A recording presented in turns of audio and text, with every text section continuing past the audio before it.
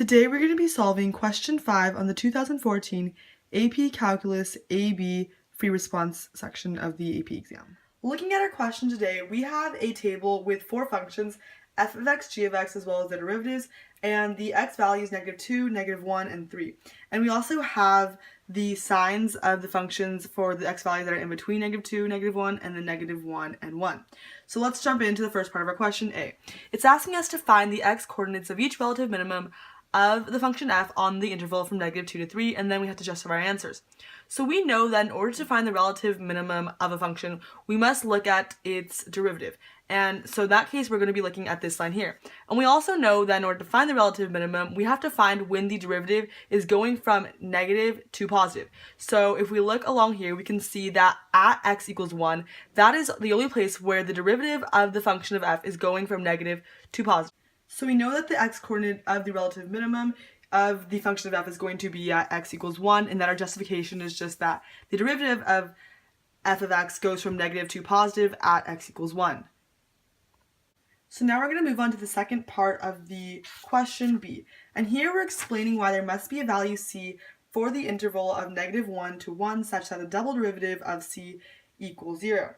And so here we know that we're going to be using the mean value theorem, because the mean value theorem essentially states that if f of x is defined and continuous on the closed interval of a to b and then differentiable on the open interval from a to b, then there has to be at least one number c in the interval from a to b.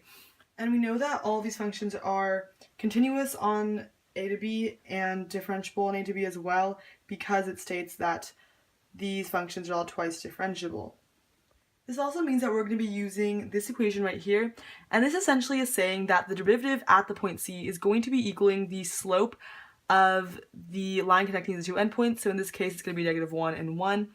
And so we can just plug all of our points into this equation right here. So again, we're trying to prove why the double derivative of C equals 0. So in this case, we're going to be finding the double derivative. So we are going to find the derivative of B minus the derivative of A equals B minus A.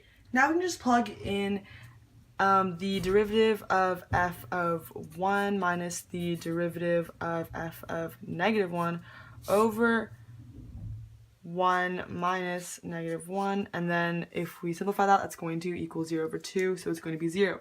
So we have proven that the double derivative of c is going to equal 0 using the mean value. And so this problem is going to be worth 2 points, and one of those points can be attained through showing how you got to 0 using this process, and then the second part is using having an explanation using the mean value theorem.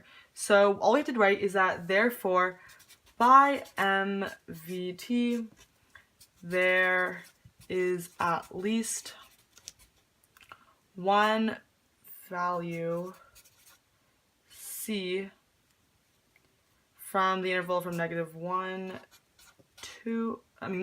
to 1 such that the double derivative of C equals 0. And so by showing your explanation and then also showing how you got to 0, you will get those 2 points. Now let's move on to the third part of our question, C. Here the function h is defined by h of x equals ln of f of x. And we have to find the derivative of h of 3, and then we show our computations. So first off, we have to find the derivative of h of x. And so by applying the chain rule, we know that the derivative of ln of x is equal to 1 over x, so we know that it's 1 over f of x. And then you also have to multiply it by the derivative of whatever's inside, so that's just going to be the derivative of f of x. And so here we have the equation of the derivative of h of x. And so all we have to do now is plug in 3, and once we plug in 3 and solve for it, we're going to get 1 over 14, and that's the final answer. And in this question, you can get up to 3 points, and so two of those points is attained from finding the derivative of h of x, and that's what we did here, so that's going to equal you 2 points, and the other point is just by finding the answer.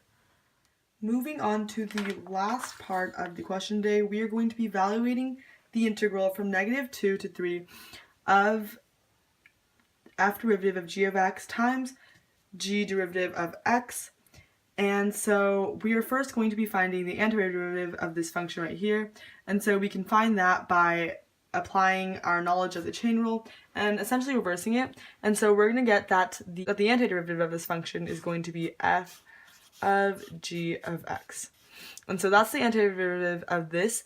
And in order to evaluate this, we're going to apply fundamental theorem of calculus part 2 and plug in 3 and negative 2. So we're just going to get f of g of 3 minus f of g of negative 2. And then that's going to be f of 1 when we plug in g of 3, which is 1. And then it's going to be f of g of negative 2, which is negative 1. And then when we plug in these, f of 1 is going to be 2, and f of negative 1 is 8. So it's going to be 2 minus 8, which is equal to negative 6. And this question is worth 3 points. One of those points is the answer, and the other 2 is using the fundamental theorem of calculus. And a quick review of that, it is the integral from a to b of f of x dx is going to equal the antiderivative of b minus f of a. And this is given that the function is continuous on the interval from a to b. And so we get 2 points from solving it using FTC Part 2. If you need any other help on the concepts covered in this video, check out the links in the description for additional resources. Thanks for watching.